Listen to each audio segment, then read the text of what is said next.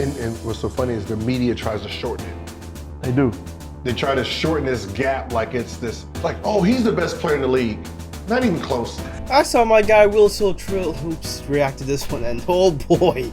Just stop. Just stop it. And just stop. Like, stop. But there's something else that came out recently that just makes my blood boil.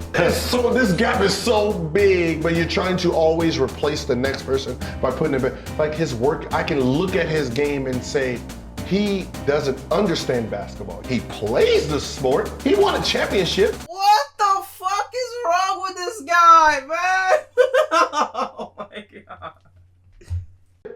Cool. He doesn't really understand how to be great, how to be better, how to train his body. Like, I told myself after creating this channel, after a year, by the way, happy anniversary, let's go!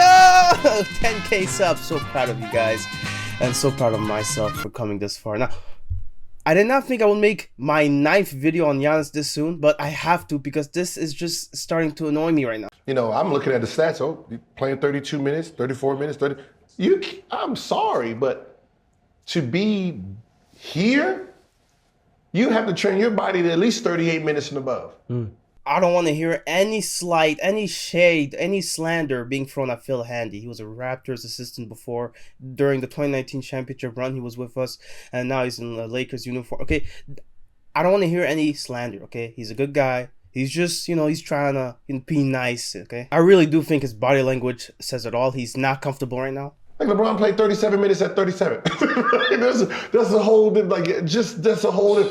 Where in the Fukushima did that notion come from? This arbitrary metric that, oh, you have to play 38 minutes or 43 minutes to really be at the top echelons of the league. It makes no sense to me. Look, Kobe Bryant in 2013, when he averaged over 40 minutes a game over the last 8 games of his season, yeah, he tore his Achilles because of that, okay? It's not a flex to say that, oh, I'm averaging 40 minutes a game. That probably means there's a problem with your lineups, your roster. And my exhibit A here being, let's see last season's minutes leader per game.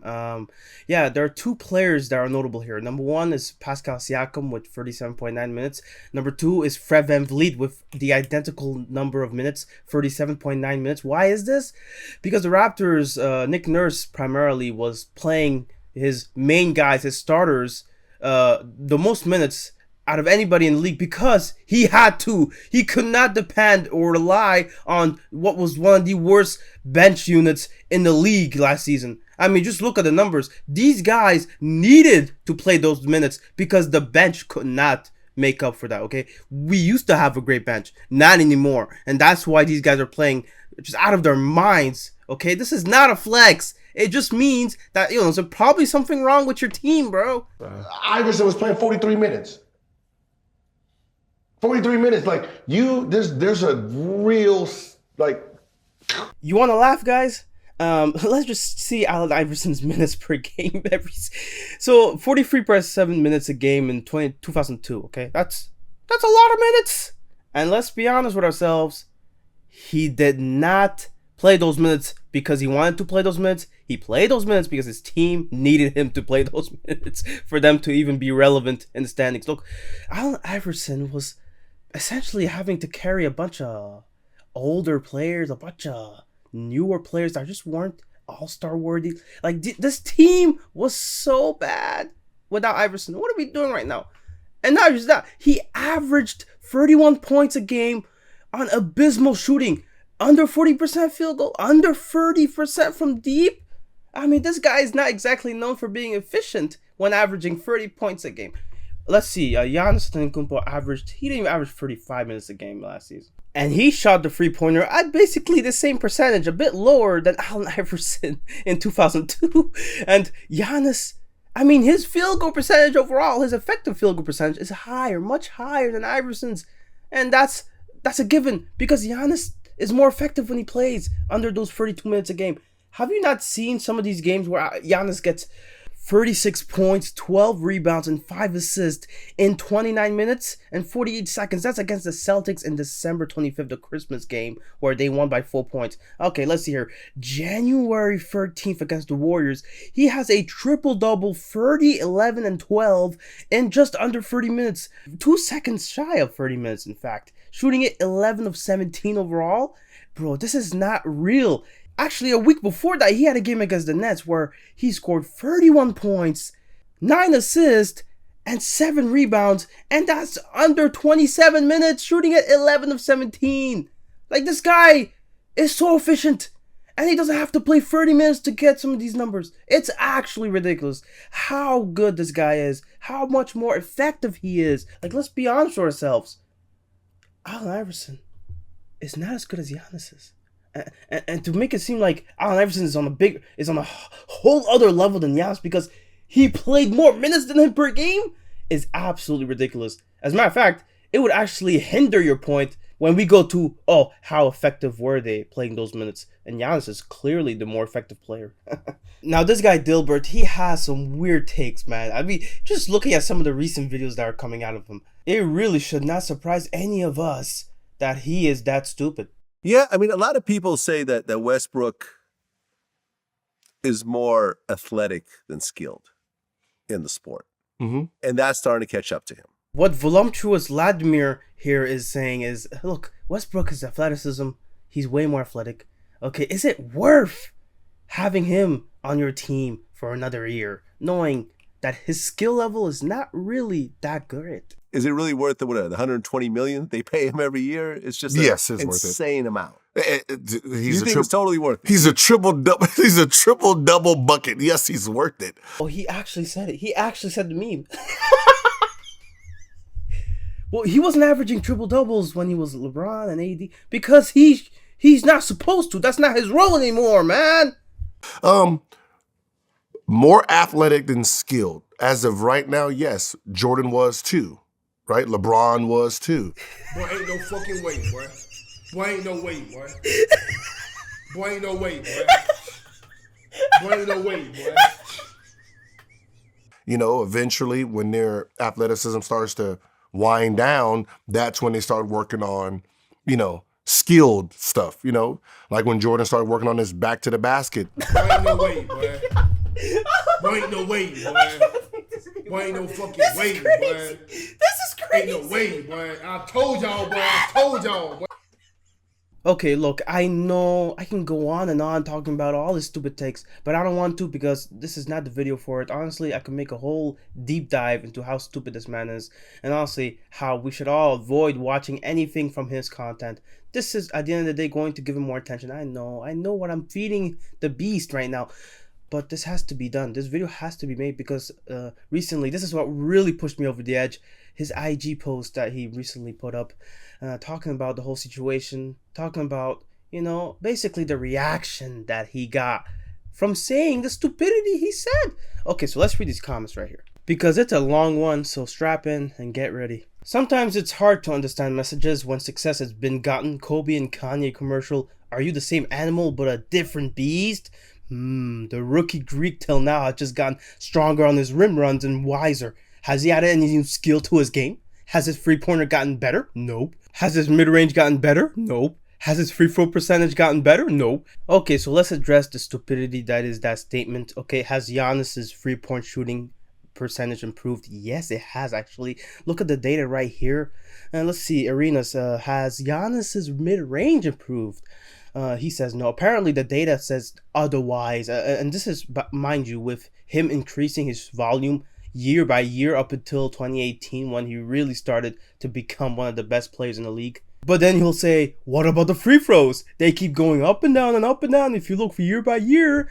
And although that's true, you gotta also look at the volume. How many more free throws is he shooting? You see him shooting way more free throws in the last 4 years than he did in the first 4 years, and that's a given because now he actually goes to the line way more than he used to. And unlike Ben Simmons, he's not afraid to go to the line. Now let's get back to this one. He says, has his back to the basketball play gotten better? Nope. He's gotten stronger. His ability to take bumps and finish has gotten better, which helps his overall shooting percentage. The same flaws he walked into the game with, he still has now, which is why I said he needs to learn the game more to understand how to improve his overall game. As of now, he's the same animal and the same beast, just stronger and meaner. Let's switch Greek to Jordan. Why are we doing this? Why even do this? In the debate of who's the more skilled player, guys try to delegitimize any player that doesn't have the handles of a Kyrie Irving, that doesn't have the shooting of a Steph Curry or a Kevin Durant, or the mid-ranger of a Kevin Durant, or even the DeMar DeRozan. You got guys actively looking for flaws because they know they cannot argue against a lot of the skills Giannis does have, which is finishing, his, not just his athleticism, how he uses his body. That's a skill. I don't know if you understand that his defense is a skill. Being defensive player of the year at least once, that takes a lot of skill. I don't think that's just happenstance that Giannis won that award. He had to beat out guys like Rudy Gobert.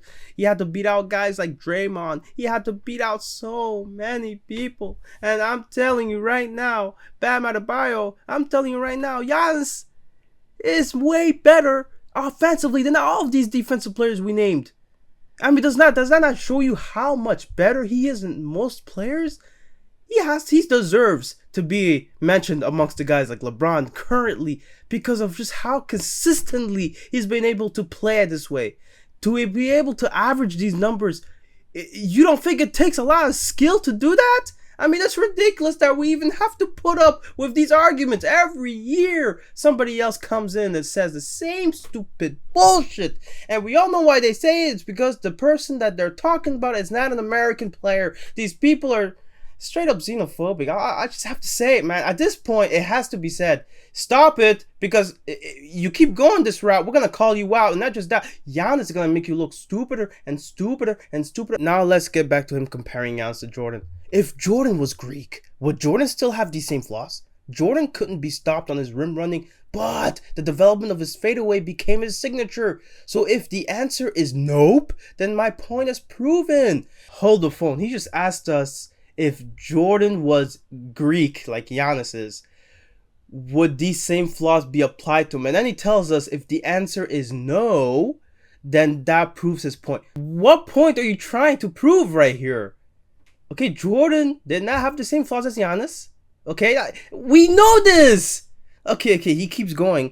He says players don't get better because their success tells them they don't need to improve. We've all said this. If Greek got a consistent jumper and free, he would be unstoppable. We're saying the same thing 9 years later, but my take is somehow wrong. How much more successful can you get? Hashtag Mamba voice. More successful?